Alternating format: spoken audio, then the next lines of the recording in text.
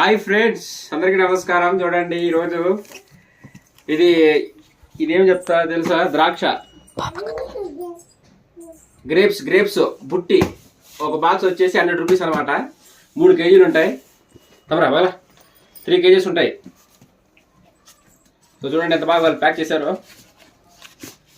ఈ రకంగా తమరా చూడండి, ప్యాకింగ్ ఎంత బాగా చేశారు చూడండి ఒకసారి. సో ఇవి 3 కేజీలు గ్రేప్స్, 100 రూపీస్. ఉంచబడు. సో బాగున్నాయి, టేస్టీగా కూడా ఉన్నాయి. సో చూద్దాము, భలే టేస్ట్ ఉంటాయి ఇవి.